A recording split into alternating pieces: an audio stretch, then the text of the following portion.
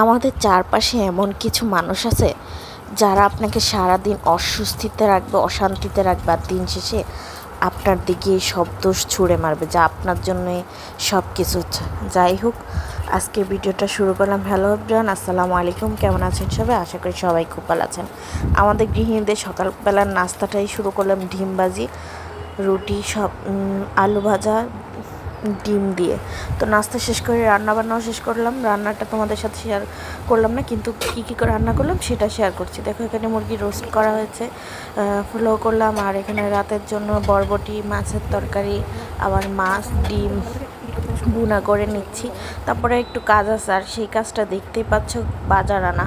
মানে মাসের যেদিনই আসলে বাজার সদাই করানো হয়, আসলে ওই দিন না আমাদের মেয়েদের অনেক কাজ বেড়ে যায়। মানে সংসারে যারা আসছি, একা হাতে সামলানো না খুব কঠিন। তার জন্য আজকে ভাবলাম তোমাদের সাথে সেটাই শেয়ার করি। আর এই জন্যই না আমি আজকে রান্নার রেসিপিগুলো শেয়ার করিনি, আমি জাস্ট রান্না করে তোমাদের সাথে একটু শেয়ার করলাম।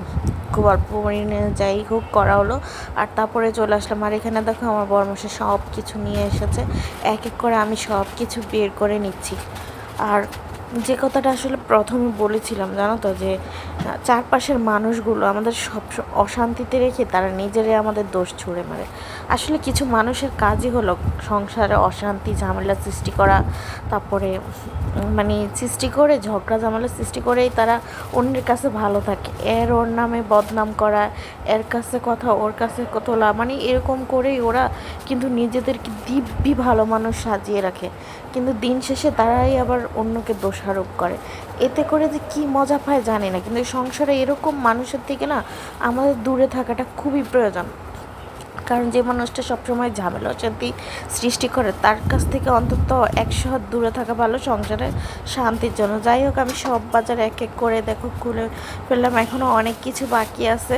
তারপর আমি শুকনো বাজারগুলো আগে ভাবলাম যেগুলো তোমাদের সাথে শেয়ার করি, তো আস্তে আস্তেই সব করলাম।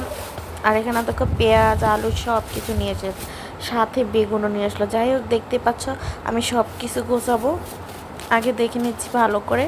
তারপরে আসলে ফ্রিজে আমি নিয়ে আগে কাঁচা তরকারিটা রেখে দেবো, যেহেতু ফ্রিজে তোমার শসা, তারপরে বেগুন, কাঁচামরিচ, ধনিয়া পাতা রেখে আসলাম। আর এদিকে আমি তেলগুলো সরিয়ে রাখবো, এক এক করে তেলগুলো প্রায় তাকের উপরে রেখে দিচ্ছি ভালো করে, যাতে নিচে জায়গাটা কম লাগে, কারণ উপরে তো এতটুকু খালি আছে। ভাবলাম এখানে রেখে তারপরে এক এক করে সমস্ত কিছু মানে মশলাপাতি সব কিছু রেডি করে নিচ্ছি।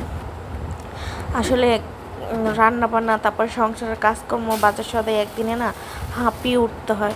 তারপর কি আর করার, কারণ আমরা যারা সংসারে আছি তাদের এই কাজ।